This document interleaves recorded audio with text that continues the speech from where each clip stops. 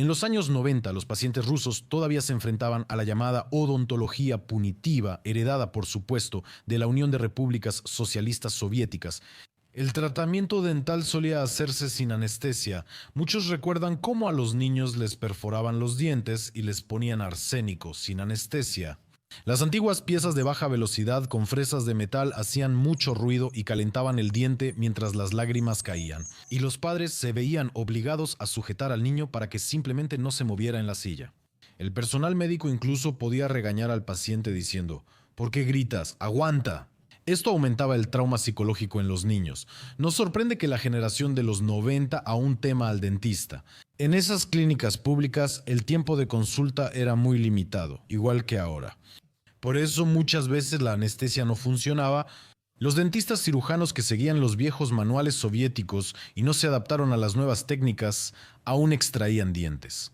En solo 10 minutos inyectaban novocaína y de inmediato comenzaban la extracción. Medicamentos como la lidocaína, que anestesia el diente durante la preparación, los recibimos en 3 años solo en 15 ampollas, es decir, para 15 personas. No es de sorprender que muchos preferían soportar el dolor de muelas o intentar tratarse en casa con tal de no ir al gabinete de tortura. La base material de la odontología en los años 90 estaba, por decirlo suavemente, en decadencia. En las clínicas distritales había equipos completamente obsoletos de modelo soviético, a veces incluso sillones mecánicos con accionamiento de pie y taladros dentales que funcionaban mediante un sistema de correas. El equipo a menudo no tenía una aspiración adecuada, las escupideras no estaban conectadas al suministro de agua y solo servían como recipientes para los tampones usados. En muchas instituciones faltaba ventilación y aire acondicionado, y la luz tenue solo intensificaba la atmósfera opresiva. Los médicos trabajaban solos, los asistentes casi no participaban, nadie pensaba en la comodidad del paciente, el miedo y la ansiedad en las filas eran algo común. La sanidad era más peligrosa. En los años 90 la esterilización y control de infecciones no seguían normas modernas. En muchas clínicas los médicos no usaban guantes, incluso los cirujanos podían operar todo el día con los mismos guantes. Jeringas. Las jeringas y agujas se reutilizaban, llenándolas de anestesia de un frasco común para todos los pacientes. Suena horrible. Aunque había autoclaves y esterilizadores, su uso irregular generaba alto riesgo de contagio cruzado entre pacientes por los instrumentos. En una revisión de 1992, expertos estadounidenses señalaron que prácticamente en todas las clínicas rusas examinadas en ese momento no se mantenía la esterilidad adecuada, y los materiales desechables eran raros. Hasta mediados de los 90, la masiva implementación de agujas y jeringas desechables comenzó solo ante la amenaza de una epidemia de virus de la inmunodeficiencia humana. En zonas rurales, las costumbres antiguas persistieron mucho tiempo. De esta manera, cada visita al dentista en los años 90 podía implicar no solo dolor, sino también el riesgo de infecciones, desde hepatitis hasta virus de la inmunodeficiencia humana. Sobre los casos de contagio, de los que circulaban muchos rumores en ese momento, el caos económico de los 90 impulsó la odontología privada. A las clínicas estatales se sumaron cientos de consultorios cooperativos y privados. Su publicidad ofrecía tratamientos indoloros, empastes modernos y coronas importadas. Sin embargo, en la práctica, a menudo solo se buscaba el beneficio. El control de calidad y la concesión de licencias prácticamente no existían. Muchos pacientes se enfrentaban al engaño y al amateurismo.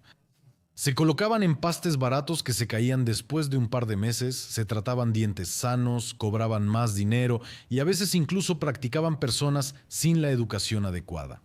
Los recuerdos de esa época están llenos de historias sobre dentistas dudosos que trabajaban en consultorios semisótano. Un peligro especial representaba el uso de materiales y medicamentos no certificados.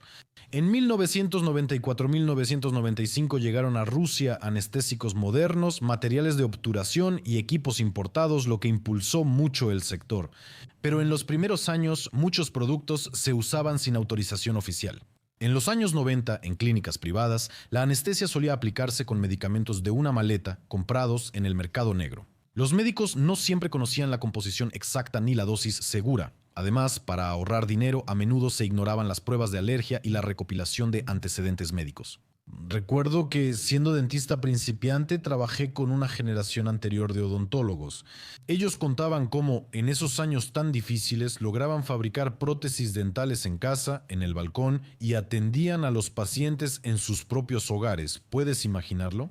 Además, también contaban que hubo casos en los que retiraban coronas hechas de metales preciosos como el oro y luego las fundían o las revendían.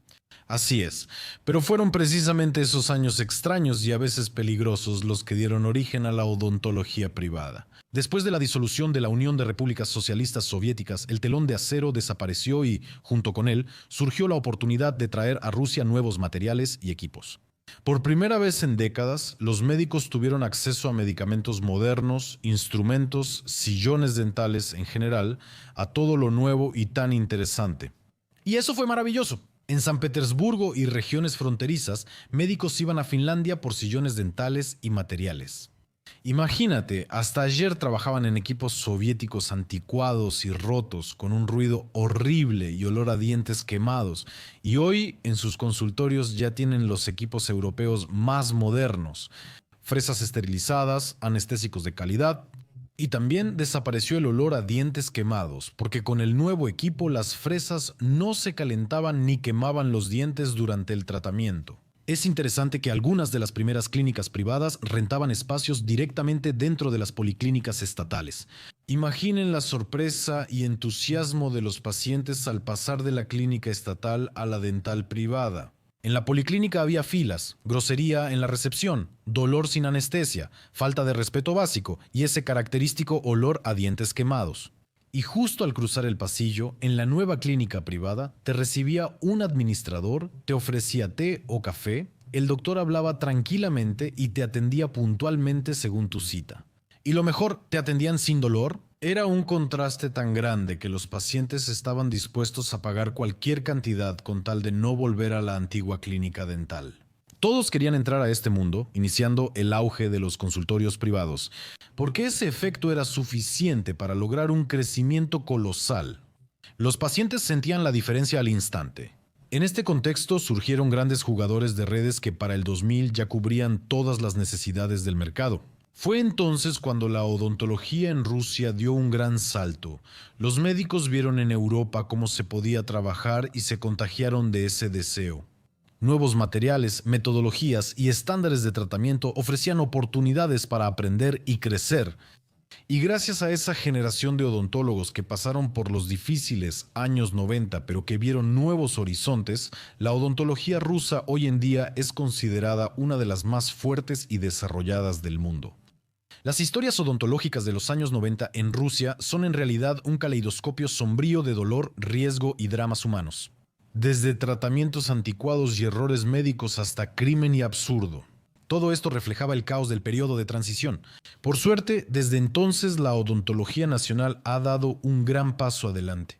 Hoy es difícil imaginar que un paciente sea taladrado sin anestesia o con instrumentos no estériles.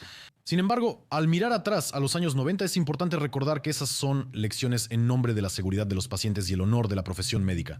Cada una de las historias mencionadas, por más impactante que sea su trama, nos recuerda que la medicina no debe regresar a tiempos de sufrimiento, cuando el precio de un error o negligencia equivalía al destino arruinado de alguien. Esperamos que esas pesadillas hayan quedado en el pasado y que el recuerdo de ellas sirva como advertencia para las futuras generaciones de médicos y, por supuesto, también para los pacientes.